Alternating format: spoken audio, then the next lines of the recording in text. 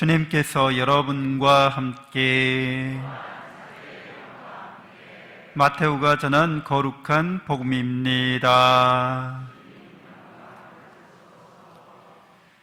그 무렵 세례자 요한이 나타나 유다 광야에서 이렇게 선포하였다. 회개하여라, 하늘나라가 가까이 왔다. 요한은 이사야 예언자가 말한 바로 그 사람이다. 이사야는 이렇게 말하였다. 광야에서 외치는 이의 소리, 너희는 주님의 길을 마련하여라. 그분의 길을 곧게 내어라. 요한은 낙타털로 된 옷을 입고 허리에 가죽띠를 둘렀다. 그의 음식은 메뚜기와 들꿀이었다. 그때 예루살렘과 온 유다와 요르단 부근 지방의 모든 사람이 그에게 나아가 자기 죄를 고백하며 요르단강에서 그에게 세례를 받았다. 그러나 요한은 많은 바리사이와 사두가이가 자기에게 세례를 받으러 오는 것을 보고 그들에게 말하였다. 독사의 자식들아, 다가오는 진노를 피하라고 누가 너희에게 일러주더냐. 회개에 합당한 열매를 맺어라. 그리고 우리는 아브라함을 조상으로 모시고 있다고 말할 생각일랑 하지 마라. 내가 너희에게 말하는데 하느님께서는 이 돌들로도 아브라함의 자녀들을 만드실 수 있다. 도끼가 이미 나무 뿌리에 다 있다. 좋은 열매를 맺지 않는 나무는 모두 찍혀서 불 속에 던져진다. 나는 너희를 회개시키려고 물로 세례를 준다. 그러나 내 뒤에 오시는 분은 나보다 더 큰 능력을 지니신 분이시다. 나는 그분의 신발을 들고 다닐 자격조차 없다. 그분께서는 너희에게 성령과 불로 세례를 주실 것이다. 또 손에 키를 드시고 당신의 타작마당을 깨끗이 하시어 알곡은 곡간에 모아들이시고 쭉정이는 꺼지지 않는 불에 태워버리실 것이다. 주님의 말씀입니다.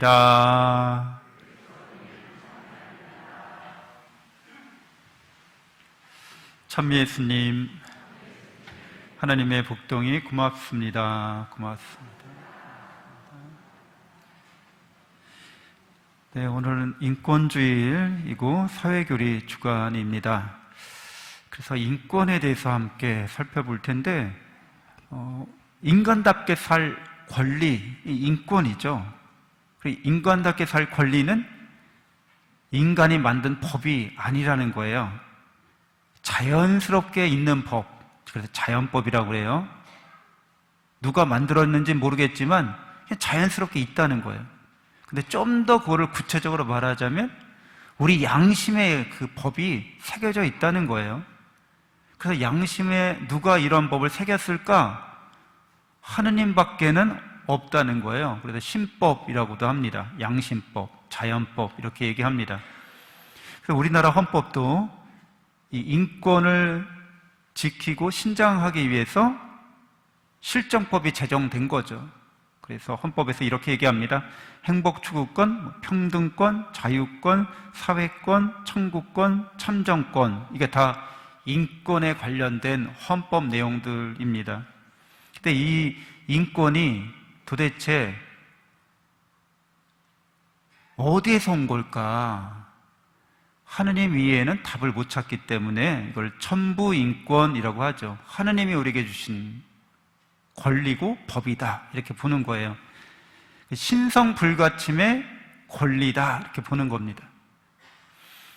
그래서 돈 많은 사람이 돈 없는 사람한테 갑질을 하면서 내가 너의 인권을 침해하기로써니 내가 너에게 돈을 주는데 무슨 불만 있어? 내가 갑질하는 거를, 너의 인권 침해하는 거를 네가 그렇게 하면 안 된다고 말할 수 있는 근거가 있으면 나한테 가져와 봐. 근데 이렇게 하느님께 의지하지 않고는 아무 근거가 없거든요, 사실은. 네? 적자생존, 약육강식, 하느님이 없는 세계를 말하기 때문에 강자가 약자를 괴롭히는 거를 당연하다고 여긴다는 거예요. 근데 그게 왜 안 된다는 거예요? 그거는 하느님이 주신 권리이기 때문에, 신성한 거기 때문에 인간이 동물들처럼 막 그러면 안 된다는 거죠. 그래서 우리는 끊임없이 인권에 진보를 위해서 노력해 왔습니다. 왕조 시대 때는 왕만 인권이 있어요.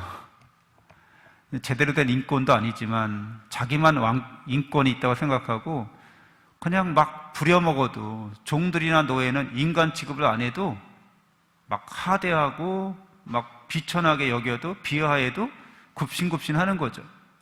일제 치하 시대 때도 마찬가지고, 식민 시대 때, 그리고 전쟁은 더할 나위 없이 인간의 이런 인권을 바닥으로 이렇게 추락시키죠. 그래서 당장 우크라이나 전쟁 상황에서도 인간의 존엄성이나 인간의 생명은 그냥 아무런 가치가 없는 것처럼 그렇게 여겨지기도 합니다. 또 독재 시대를 거치면서 우리는 끊임없이 이렇게 인권을 지키고 보존하고 또 발전시키기 위해서 노력해 왔습니다.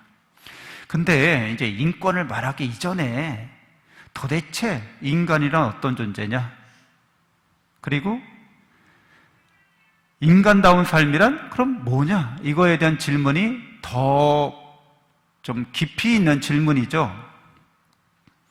그래서 이것을 아는 것이 굉장히 중요한데, 왜냐하면 이걸 모르면, 나를 모르면 나답게 살 수 없다는 거예요.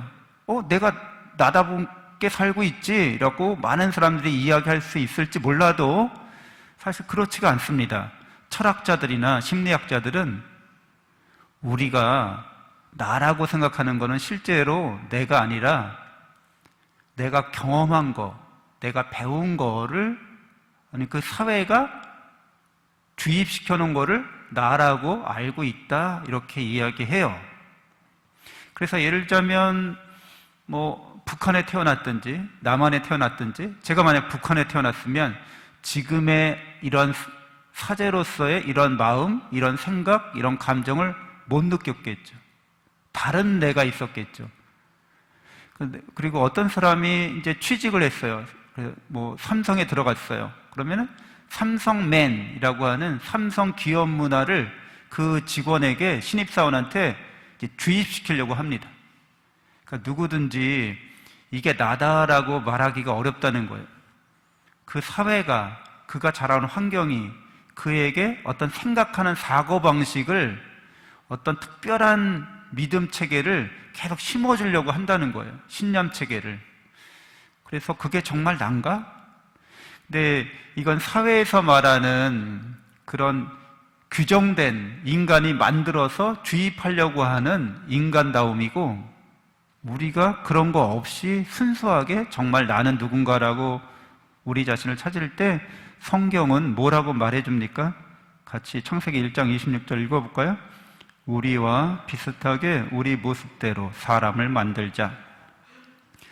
내가 누군지 알려면 관계 속에서 나를 알게 돼요.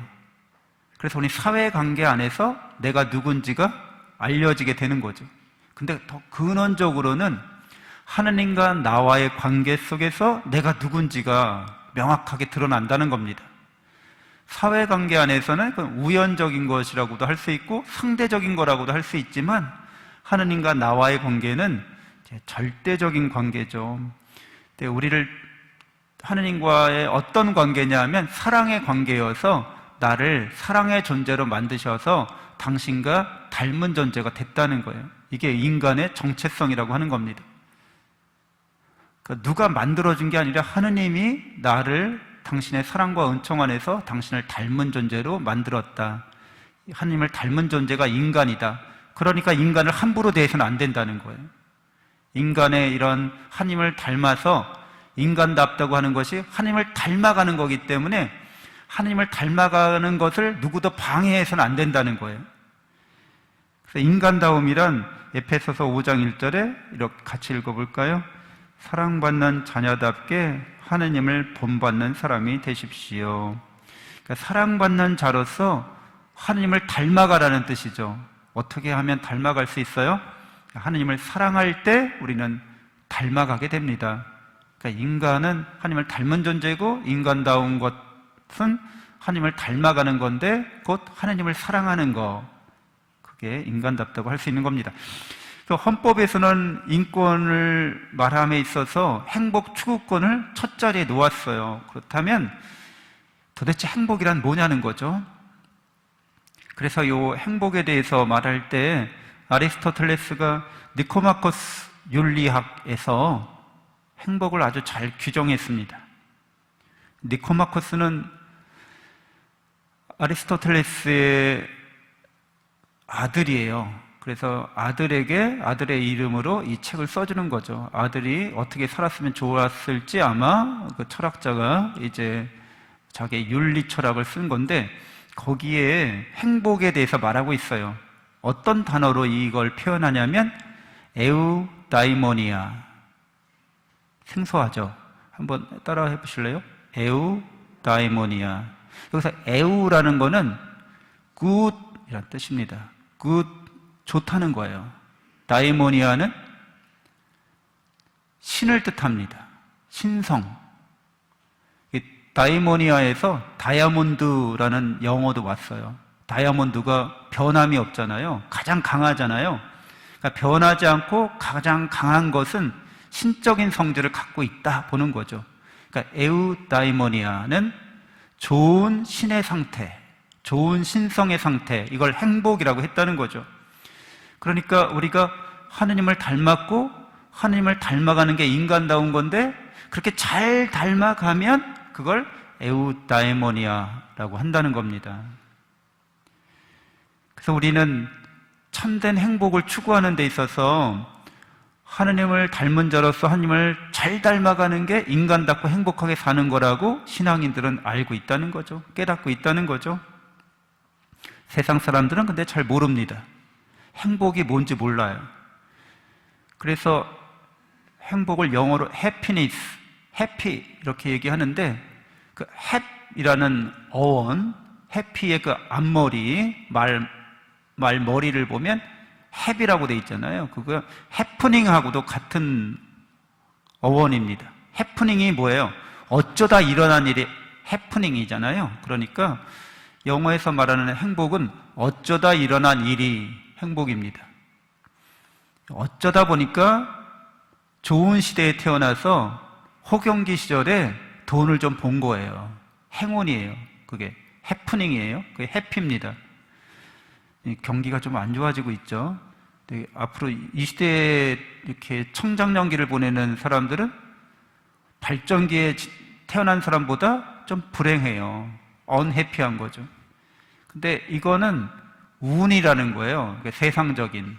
여기에서는 절대적이고 영원한 행복은 없어요. 그냥 랜덤하게, 우연하게, 그냥저냥 이렇게 이루어지는 겁니다. 운에 따라서. 한자로도 행복할 때 그 행자가 행운할 때 그 행자예요.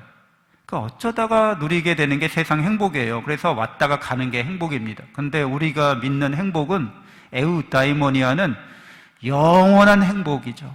영원히 그렇게 될 거라는 거예요. 잘 될 거라는 거예요. 그래서 이 하느님의 사랑이 온 우주에 가득 차 있다는 거예요. 우주에 편재하고 있다고 얘기합니다. 하느님의 사랑이 온 우주에, 하느님의 사랑의 법이 온 우주에 가득 차 있어요. 그래서 그거를 자연 세계 안에서도 이제 실험을 한 게 있어요. 원숭이, 카푸치노 원숭이 실험인데요. 볼까요? 애틀란타의 그 심리학자를 찾아간 취재 내용입니다.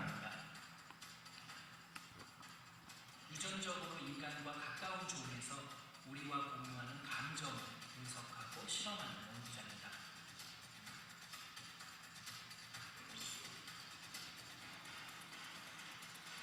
You devised a famous experiment involving the cucumber grape monkey. So it's very impressive. Would you introduce what it is? We developed a very simple task. Whatever. The monkey gives us a rock and gets a piece of cucumber.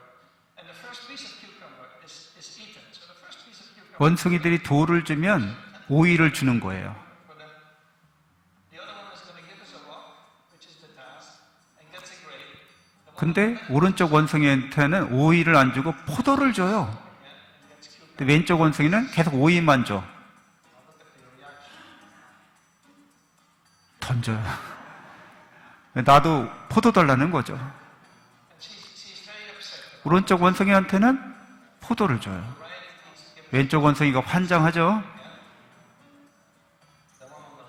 돌을 주면 돌을 다시 돌려줘요. 그럼 이제 포도를 받길 원하는데 오이 또 줘. 던져. 네. 화가 난다 이렇게 얘기하는 거예요. 저쪽은 포도를 주고. 이게 뭘 말하는 거예요? 우주에는 도덕 감정이 있다는 거예요. 정의롭기를 바란다는 거예요.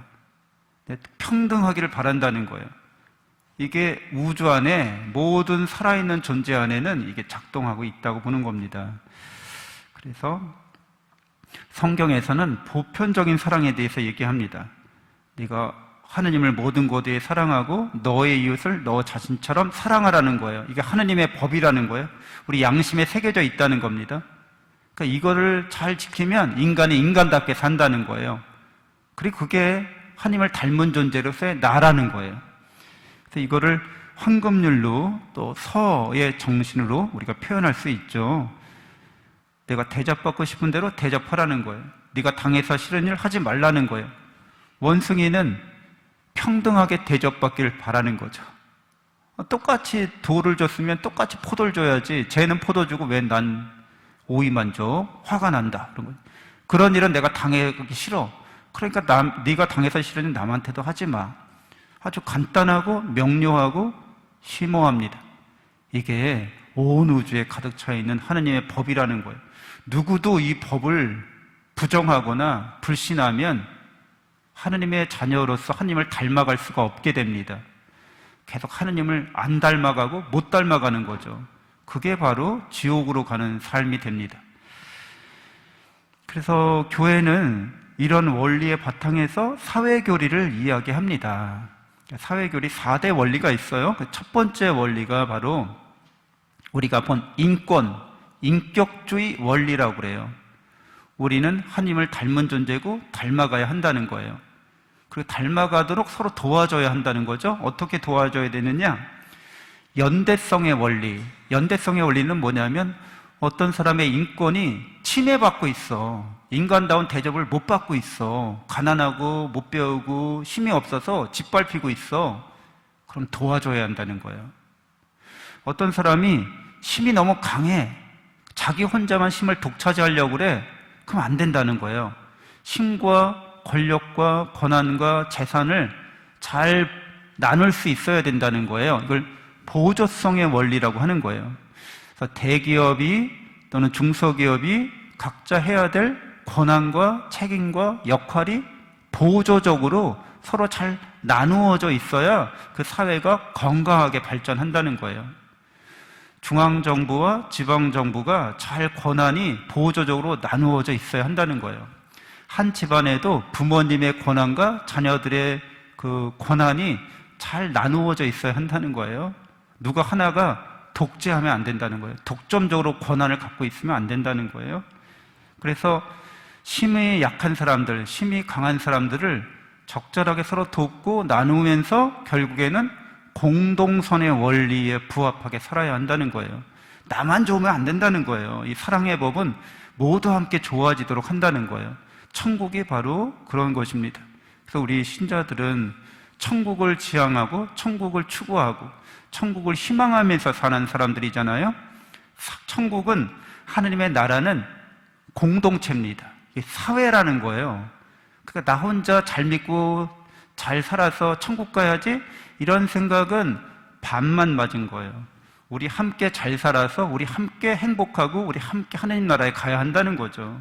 그러려면 사회교리적인 원리에 입각해서 공동체를 이루어 가야만 합니다.